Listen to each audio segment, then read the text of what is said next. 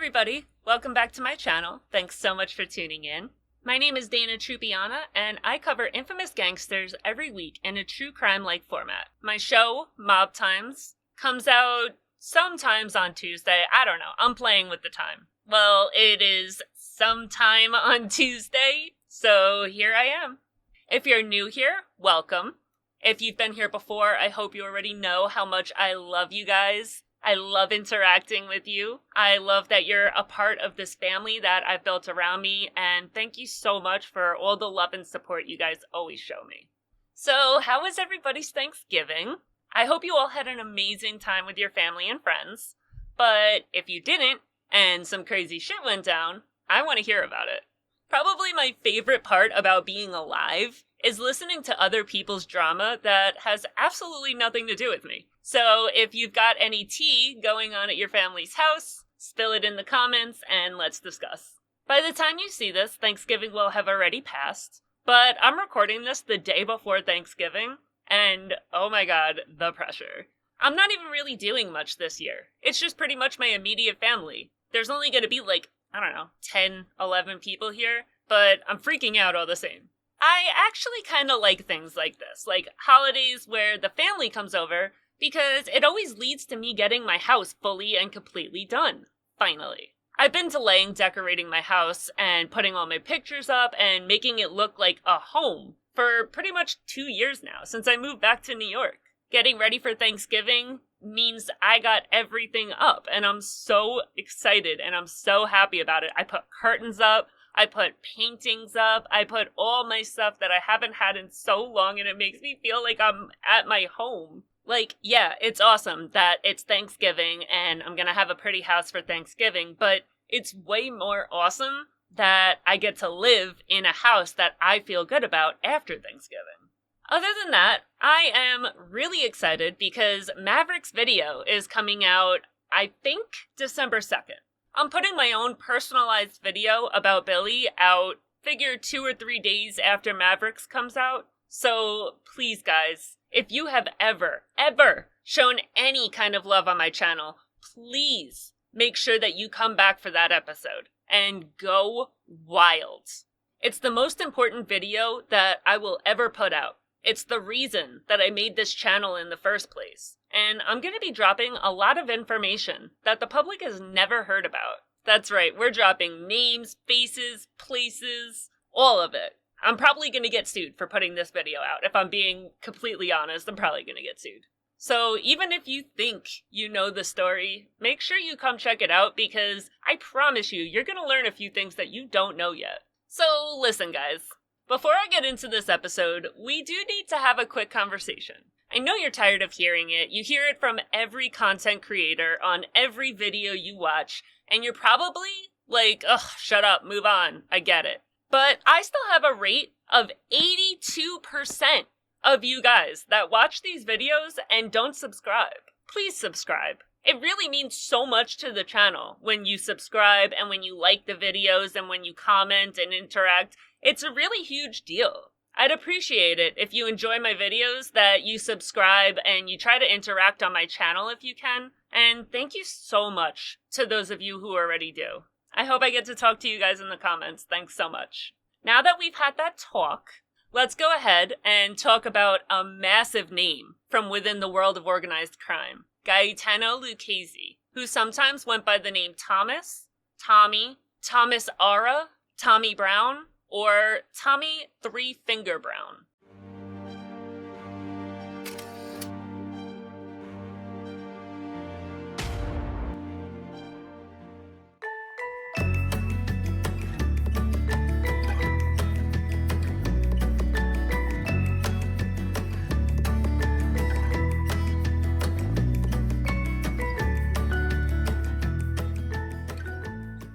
Born on December 1st, 1899 in Palermo, Sicily, Gaetano's father, Baldassare, made a living hauling cement, and his mother, Francesca, was a stay-at-home wife, as most early Italian women are. Back in early 1911, a significant chapter in the Lucchese's family story began. They made a life-changing decision to pack their bags and emigrate to the United States. The first home that they had was in East Harlem at 213 East 106th Street. The spot was right in the heart of Italian East Harlem, a lively and close-knit community during the early 20th century. Okay, so let's take another step in the Lucchese family's journey as they move to 316 118th Street. Interesting notes here. So, obviously, this is way in the past. So, we're talking somewhere around the mid to early 1910s. So, the entire landscape is going to look completely different. But 213 East 106th Street now houses a very large tenement building. It's on a main street, there's a lot of traffic on the street. I would imagine at the turn of the century when cars were just being invented, more than likely there's probably going to be a lot of foot traffic. It seems like a street that would be lined with vendors that were selling wares and fruits and all that kind of stuff back in the day. 316 East 118th Street is a much more private street. There's a lot more individually sized homes. It's not so much like a tenement building and mass apartments and stuff. There's a lot less traffic. It's just a lot more private. It's still in the same neighborhood of East Harlem, but it just seems a lot more private and like a much more pleasant place to live. In their new home of East 106th Street and later on East 118th Street, the Lucchese family would have continued to navigate the challenges and opportunities of life in America. At this point, Tommy is a teenager, and he starts working in a machine shop. He was gaining valuable knowledge and getting the inside scoop on manual labor and machinery. Back in those days, a lot of young immigrants like Tommy would often jump into the workforce early to help support their families. In 1915, things took a really tragic turn. Tommy had an industrial accident that cost him his right thumb and forefinger. Can you imagine how life-changing that must have been for a young guy? It not only affected his ability to work, but also his future prospects. And let's not forget that back then, there wasn't many workers' rights or safety regulations, so accidents like this were sadly all too common. This accident forced him to rethink his career and to look into opportunities that didn't require a fully functioning right hand. Little did he know, this event is going to set the stage for his future involvement in organized crime. Fast forward to the early 1930s, and the Lucchese family embarked on a new chapter of their immigrant journey. They left their old place behind, and they moved to an apartment at 118 Northern Boulevard in Corona, Queens. And as they move, we see things getting more and more and more suburban. Queens is actually on Long Island, and there's a lot more space than anywhere you're going to find in Manhattan, or Harlem, or any of the city. This area was often called the Little Italy of Queens, and it was a lot like East Harlem in Manhattan, with a thriving Italian-American community. Tommy's brothers, Joseph, Vincent, who was also known as Jimmy, which I don't know how, but whatever, maybe that was like his middle name, I don't know, and Anthony, who was nicknamed Nino, which means that his name was definitely Antonino or Antonio. All of them end up following in his footsteps, diving headfirst into the world of organized crime. Family ties are a really big deal in organized crime, where trust and loyalty are absolutely key, and they will get you further than absolutely anything else that you can do. It's really not that hard to understand why these kids go into organized crime, especially a kid like Lucchese, who didn't really have much of a future in manual labor given his deformed hand. There's only really one of two options. Either they watch their parents work honest, back-breaking jobs and barely scrape by, while the Mafia guys on the street ride luxurious cars around town with blinged out clothing and insane respect and power, or they were the kid of one of those Mafia guys. That's pretty much where all the Mafia guys come from, and that was their experience as a kid. Lucchese was in the first bracket. His father hauled cement day in and day out. That's excruciating work. Yet the family was packed into tiny little apartments. Then you've got the Black Hand over here, and they're all over the street, and they are straight up balling. Which way are you gonna go? After the accident, Lucchese started spending a lot more time on the streets with his friends. He and his boy from the block, Charlie Luciano, formed the 107th Street Gang because what else is he gonna do? It's not like he can go work at a machine shop with one functioning hand. And the 107th Street Gang was no small player. They were into all sorts of illegal stuff, like theft and burglary. They robbed stores, they robbed people, they just robbed anything that wasn't bolted down to the ground. These guys weren't really just small-time crooks either. They were experts at snatching wallets and robbing stores, and they operated under the protection of Bronx East Harlem family boss, Gaetano Tommy Reina. That name might not mean much to you, but in the world of organized crime, it's a very big name. It's a very powerful person. Being under Reina's protection meant they had some serious backup and a lot of support in the criminal world. As Lucchese got deeper into the 107th Street Gang, his influence and reputation started to skyrocket in the criminal underworld. Connections to big bosses like Reina opened doors to more opportunities and affiliations. People know you're hooked up with one powerful guy, and you start meeting a lot more powerful guys. With his growing reputation, his parents caught wind of it and swiftly kicked him out of the house, leaving him to fend for himself. He had nobody, no family at all. By the time he hit 18 years old, Lucchese had his very own window washing company in East Harlem. Which sounds legit, right? Not quite. The business was a front for some seriously shady stuff. You see, in the world of organized crime, it's pretty common to have these seemingly legitimate businesses that served as a cover for all sorts of illegal operations. You hear about it all the time. Garbage companies, construction companies, casinos, laundries, mattress stores, all operated as a front in order to clean money obtained illegally through mafia rackets. It's pretty funny to picture Lucchese as a kid. Fully grown, Lucchese stood around 5'2", and he was a skinny little thing. He weighed like 105 pounds. This is exactly what I think of when I think of an Italian kid. Most of the Italian kids that I grew up with all my life, they were really short. It's weird to see a tall one, so it doesn't surprise me that dude is so small. Like, that's just the norm. I dated way more people when I was growing up that were shorter than me than taller than me. All my boyfriends I ever had were shorter than me. It's normal. I'm also freakishly tall, so I'm not really freakishly tall. I'm only 5'8", but that's pretty tall for a girl. And I hit it really early. I hit the height that I'm at now in like 3rd grade, and I never grew again. But in all my class pictures, I'm in the back row. So yeah, I was dating kids that were shorter than me. Lucchese used his window washing business not just for cash, but to establish some serious control in his territory. If he asked you if you wanted his services and you dared to say no, you risked getting your windows smashed. That's how he showed off his growing influence. Sometimes he operated from the LaGuardia Political Club over on East 106th Street in East Harlem.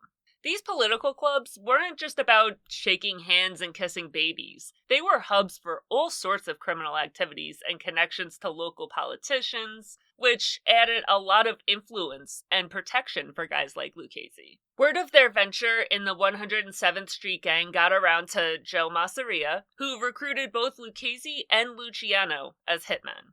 Lucchese racked up somewhere around 30 bodies working for Masseria. Lucchese signed a lease in Midtown Manhattan for a company called California Dry Fruit Importers with Joe Pinzola. Soon after that, Pinzola was found dead in that same office with multiple shots to the abdomen. Lucchese was listed as a person of interest, and he was arrested on suspicion of homicide, but charges were never even brought against him. There's absolutely no evidence that proves that he did it. According to Lucchese, 2 men barged in with guns and badges, forcing Lucchese to face the wall and killing Pinzola.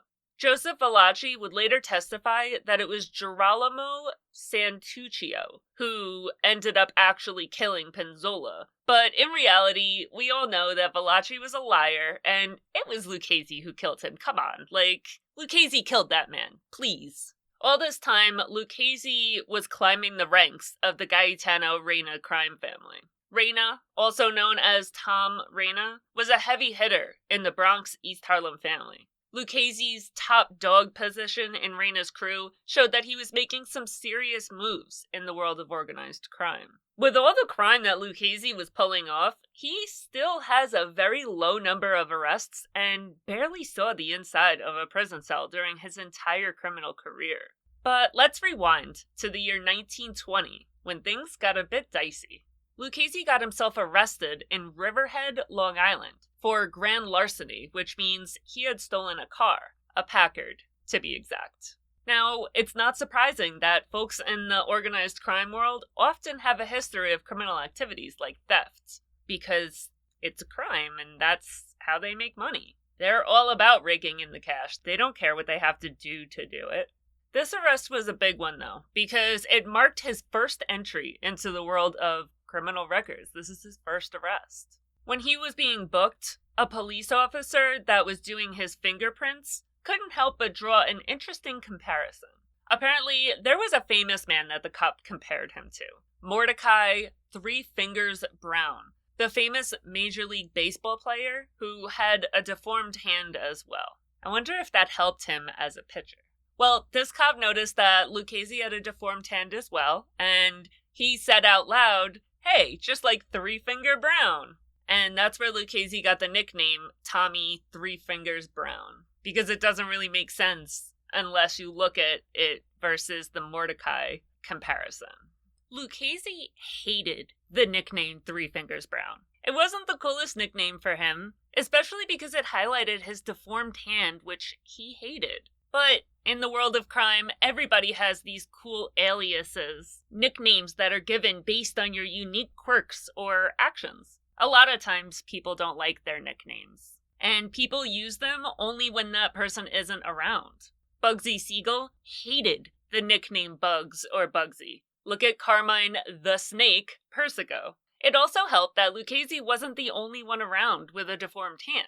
Giuseppe Morello was often referred to as Clutch Hand because of his weird-ass hands. But Morello was almost proud of his hand. Like, you can find pictures everywhere of him sitting like this with his weird hand. Like this. In January of 1921, he got hit with another really big one. Another conviction for auto theft, which was no small crime back then. Auto theft was a big moneymaker, and often tied to organized crime networks. This conviction was a major turning point in his life and his criminal record. On March 27, 1922, he got slapped with a heavy sentence, 3 years and 9 months in the slammer for his auto theft gig. The sentence would be carried out at the legendary Sing Sing Correctional Facility in New York. Even though that sentence sounds pretty long, Lucchese didn't end up spending that much time behind bars. He only served 13 months before he was out on parole. Parole is pretty much when they release you, but you're under a watchful eye. You still have to get drug testing, you have to get a job. It's just them watching you like crazy, and you have to stick to certain rules and keep your nose clean, or they can throw you back in jail. This charge was the only time that Lucchese ever got convicted, just once in his entire life.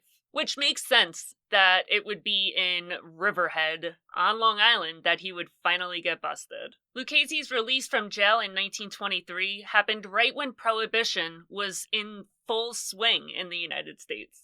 Prohibition was a time when America made selling, possessing, and distributing alcohol totally illegal. And you can bet your bottom dollar that this had a huge impact on the world of organized crime, and, say it with me folks, created the American Mafia. The Prohibition era was a wild period from 1920 to 1933, and it was a golden time for organized crime. Why? Because booze became illegal, and you know what that means. People wanted it even more. This led to a boom in illegal alcohol operations, like bootlegging, secret bars called speakeasies, and underground alcohol production, such as alcohol distilleries. And guess who played a huge part in all of this? Our good old Italian-American and Jewish gangs, including some of Lucchese's pals like Charlie Luciano, Frank Costello, and Meyer Lansky.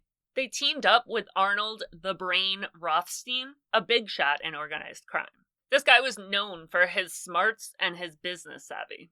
Rothstein led the gang into the illegal alcohol trade. handling everything from smuggling to distribution and even running those cool speakeasies.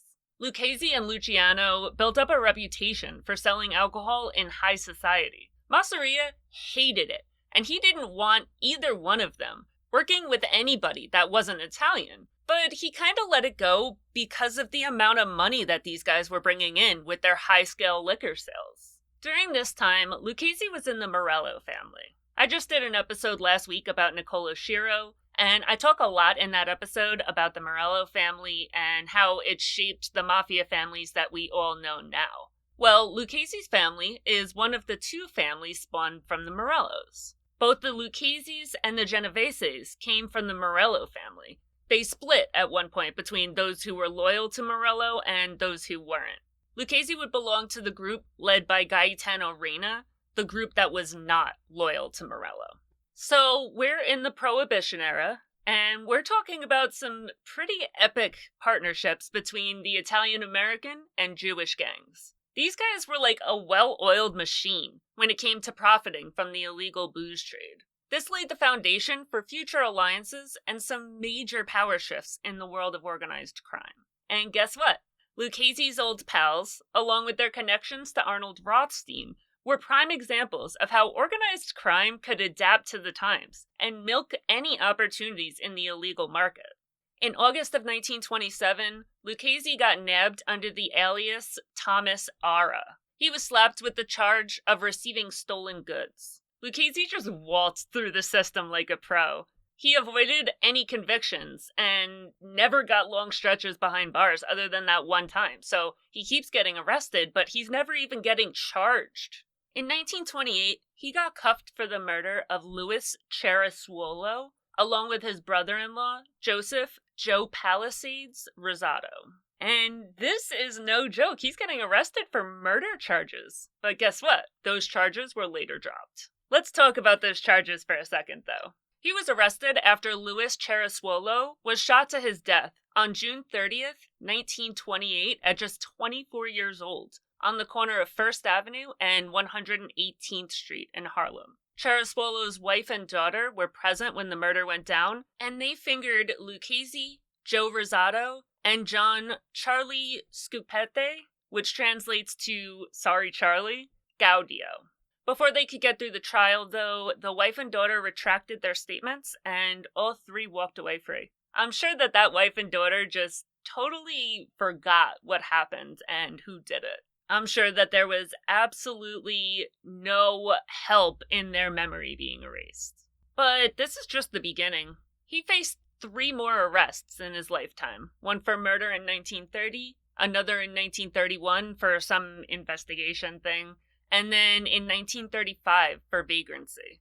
Every single time, he walked away scot-free and all charges were dropped. The Castellammarese War kicked off in 1931. This was kind of like the Mafia's civil war, with 2 heavy hitters at the center of it all, Joe Masseria and Salvatore Maranzano. As a side note, before I get into this, I really do have to apologize to all my people that watch a lot of my videos. Because you hear me tell the same story 100 different times in 100 different ways. But I have to treat each video like it's the first time somebody has ever seen a video of mine. So I have to tell the story all over again. So if you're sick of hearing about the Castellammarese War and Luciano's arrest and all of that stuff, I really do suggest that you go to the chapters and just skip to the next chapter, because I'm really sorry, but it really does have to be restated every time I talk about it.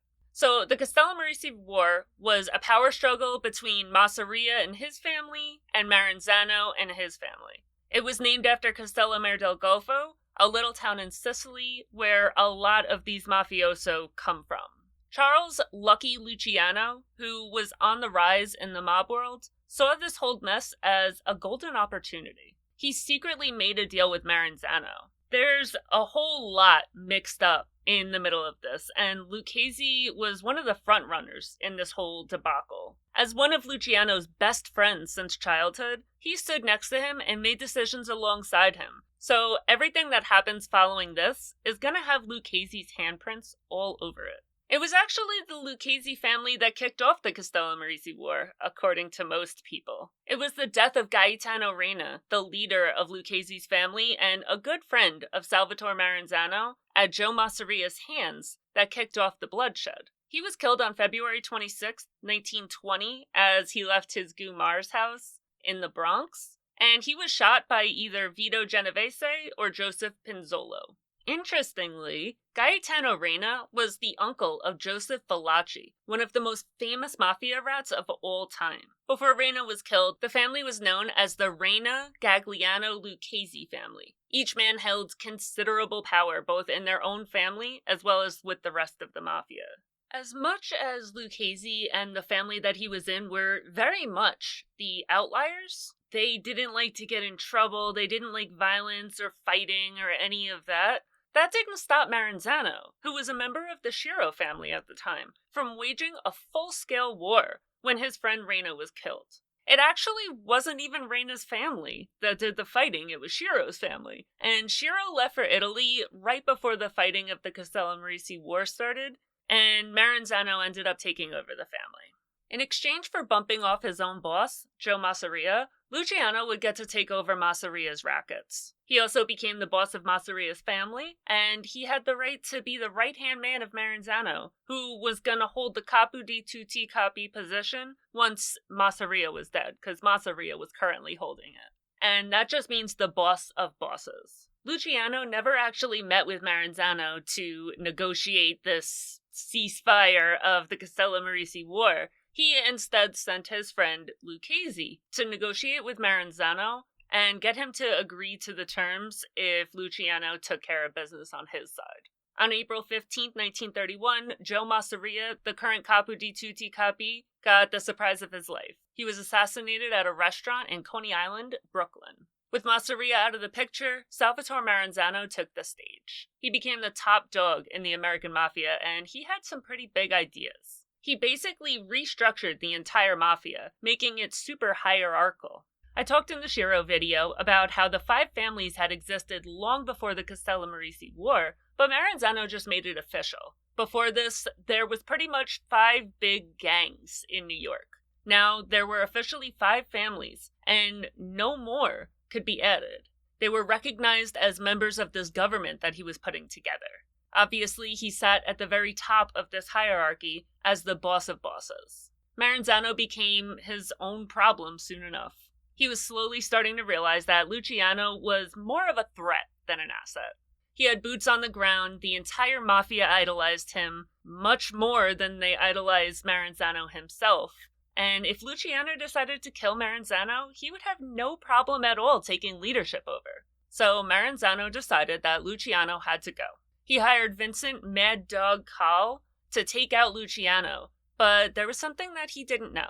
The entire time the Castellammarese War was waging, there was actually an underlying group within the 2 warring factions, the Young Turks. The Young Turks was a group of gangsters that had either been born in America or had come to America as a young kid and grown up in America, and they had the ideology of an American. They hated the older generation, or the Mustache Petes. They hated that the Mustache Petes didn't want to work with people of other races, ethnicities, or genders. They viewed that standpoint as a serious roadblock in their way of making any kind of real money. The Young Turks was made up of the younger dudes in the entire Mafia. It didn't matter what side of the Castellammarese War you were on. Guys that went to war during the day met together and schemed at night.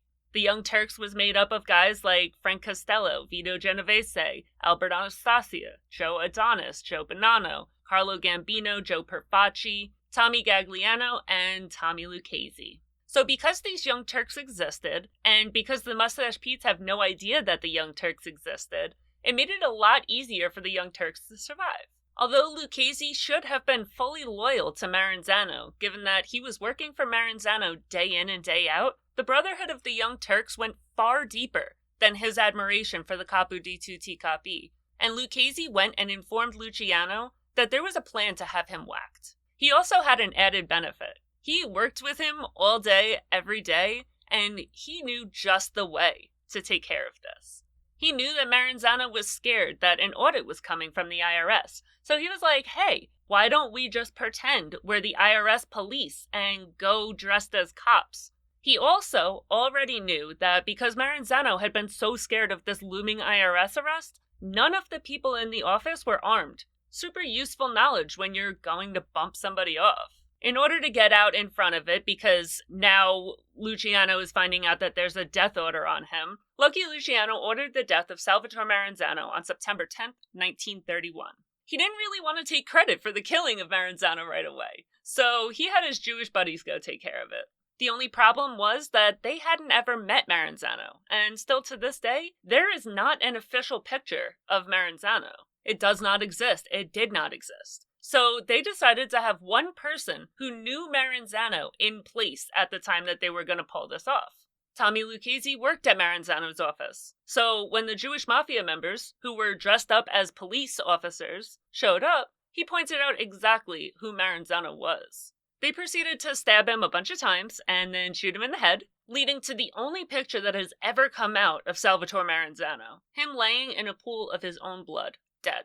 The Castellammarese War and its wild aftermath, they completely changed the game of the American Mafia. It reshaped how organized crime worked in the United States, and it set the stage for decades of Mafia influence in all sorts of criminal enterprises. After Maranzano's demise, Luciano took Maranzano's ideas and ran with them. He wanted to bring order to some of the chaos of the American Mafia, so he came up with a genius plan. He held a conference in Chicago where everything would be laid out. At this conference, they laid out the official groundwork for the 5 families and split up territory amongst those families.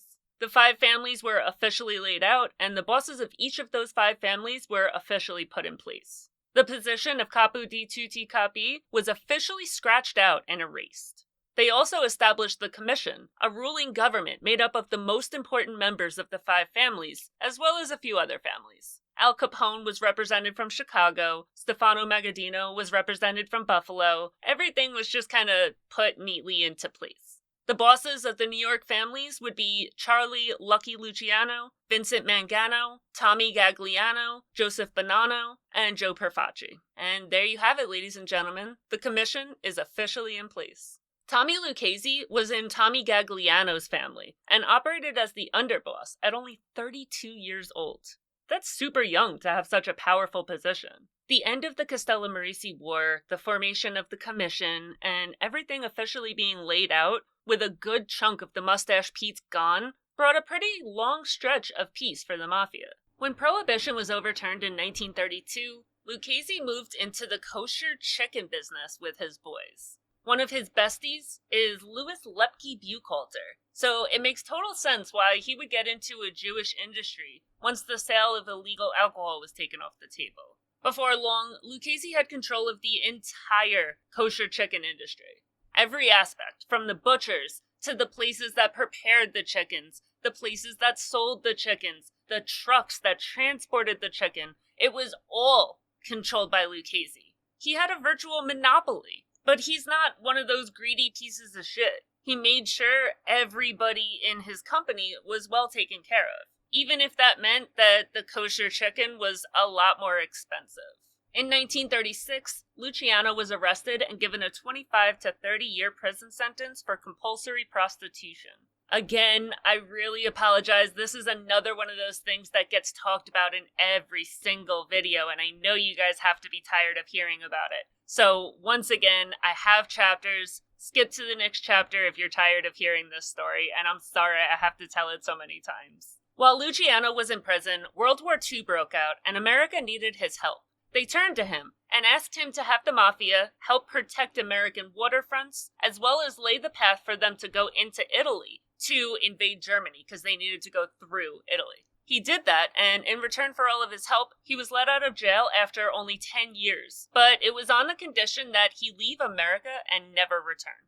Now, let's give a shout out to Tommy Gagliano. This guy stepped up big time and kept the Lucchese crime family, which used to be the Reina crime family, in line. He made sure that the family stayed on the map and kept its influence intact. But you know how the world of organized crime is, right?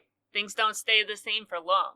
Even though Luciano's commission idea initially brought some harmony among the Mafia families, things wouldn't stay peaceful for that long. Some families like Bonanno, Magaddino, Profaci, and Mangano joined forces. That could have thrown a curveball into the commission's power balance. This made the commission a 4v1 situation, with the poor little Luccheses singled out and on their own. Which makes me so sad. Like, they're all lonely. Everybody bullied them. How sad is that? So, what came next was a period of shakeups and power struggles. Different families were battling it out for control and influence, leading to some pretty intense conflicts. The commission was still around, trying to sort out disputes and keep things running smoothly, but its effectiveness, sometimes it was, sometimes it wasn't. It had its ups and downs. Tommy Gagliano had a really smart strategy. Starting in 1932, he decided to lay low and keep things hush-hush.